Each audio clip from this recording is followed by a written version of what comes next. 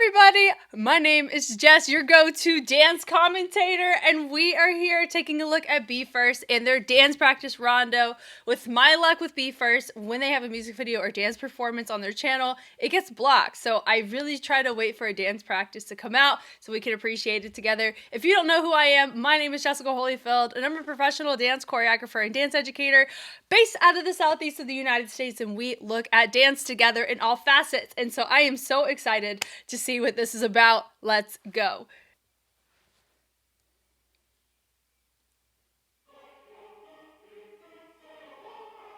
Hey, listen now. I hear it. Gotta make sure. There it is. 6.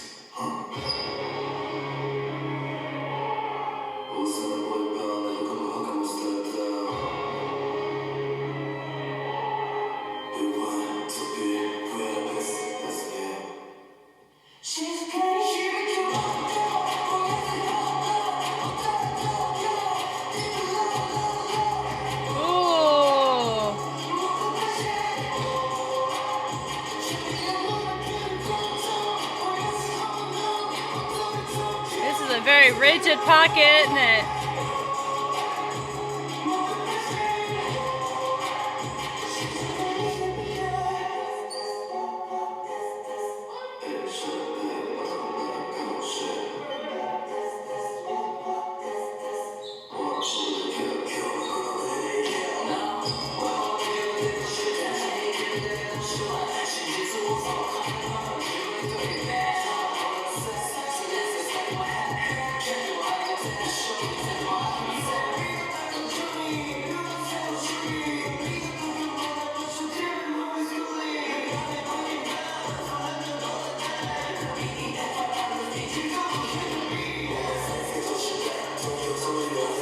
Yeah.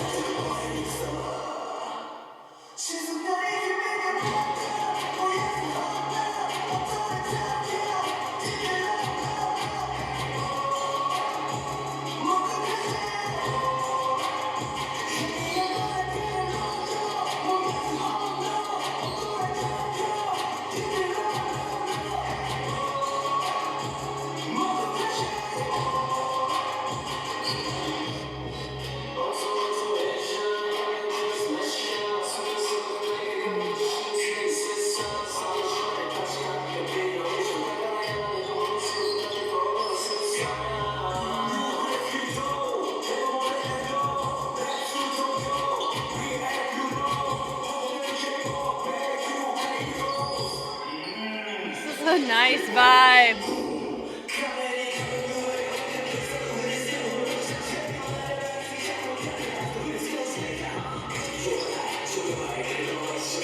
Whoa.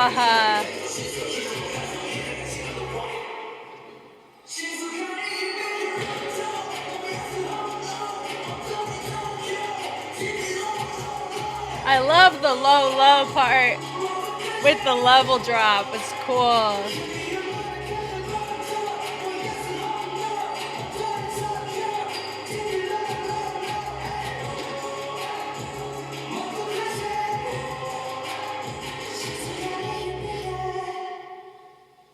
Nice. It's one of those. I get it. I mean, you're locking your body up. Oof. Doing a good bit of that. Wow. That was fun. Okay, you notice how it's really only with them that I intentionally make sure that I have the original audio from the video so we can hear everything that's going on. Every shoe squeak of the like. It's fun. But I think for the review, if I'm being honest, I think we're going to go original just so the music's a priority on it for all the musicality moments, which is the connection between our music and movement. So he says, listen, that's a Chrome Hearts trucker hat. I think that's a fun moment. We are missing a member. I feel pretty confident about that. So we start with a nice drop level, super grounded. the interruption to get us placed back up on that level. Same level as your first feature. Just the core engagement on that to maintain control is great. The gestures are fun to help match what's being said, helps us channel what's going on, and really focus.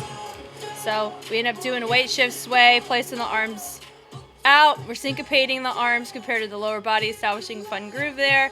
That low, low, low with the swing is really fun. Create more of a smooth lower body with an isolated upper body. Super sick. I love it with the shoulders, with the head getting involved there. Features are doing pretty good. Being featured with their gestures. That was the most isolated walk it out one could see. So you still have that key point fingerprint traveling the arms high to low. So in general, really, really rigid pocket.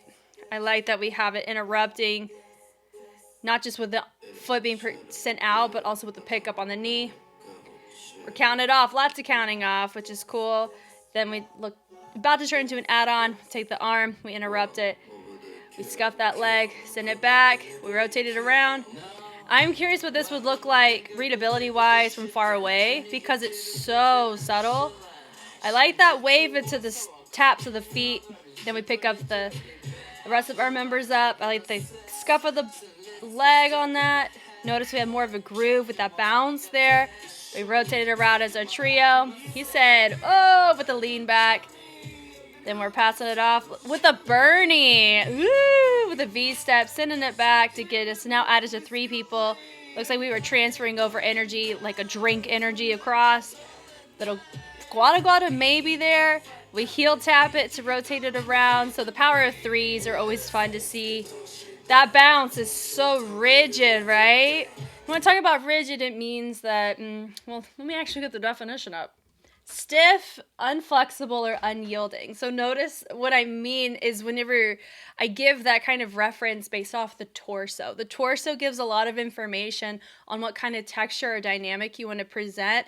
And if you have your torso super locked up, meaning my chest isn't moving independently from my hips or my core or my ribs, any of those things, then that would be considered more of a rigid posture compared to one where you look like a gummy worm. That's more of a legato or loose posture. So here, notice that we have a lot of isolations that deviate from that rigidness, but that's the extent of it for a lot of this, which is super cool, right? I love that presentation forward. It also looks like we're internalizing a lot of our choices. I love the knock on that with the speed change of everybody in the hinge. Then they interrupt it twice to send it back. We end up weight changing, but letting the rigidness works well for cases like this, where if you have everything locked up at the torso, when you diagonal it with your torso, then it creates a really fun visual, which is exactly what you see there that helps contribute to the speed change or to the interruption of her flow. Really cool. Then we open it up. New feature. Twinkles down that hat. Then back to our first course. I like the arms going up, fold down, build up the interruption, that low, low, low, and notice rigid torso made all of that really clear and readable. Yep, that, believe it, doing that walk it out again. So subtle.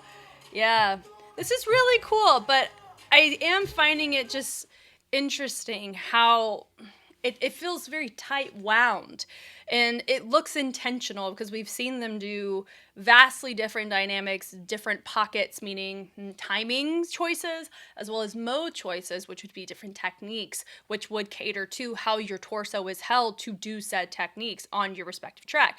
This movement matches pretty well to the track, but I'm just curious about how this just reads in general if you are in the nosebleed section. Let's say you don't see the LED, you just see them.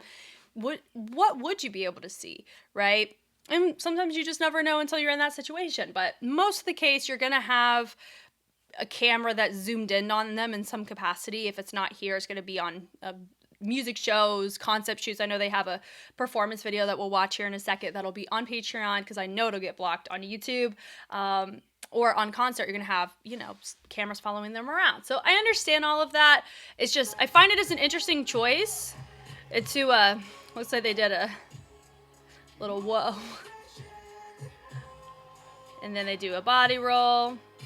Then we end up accenting it out. I like that we have it separated with our feature with the lean off on the side. And then they take it, they rock it, lean with, they say they're cranking that like you see in Soulja Boy, right? Lean with it, rock with it.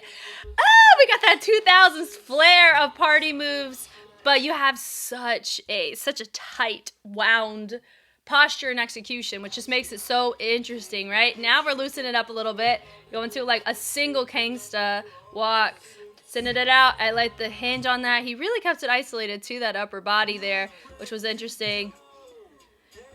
We're moving out the way. It feels like, you know, whenever you have at times a bunch of rappers get on a track together and they shoot a music video, and then one of them comes in, has his moment, and everyone else is vibing out, maybe, you know, popping a shot in the back. I don't know, but this section reminds me of that kind of pass-off flavor. It's cool. It makes me intrigued on that performance video. So we swag surf is what I'm gonna call that. Yeah.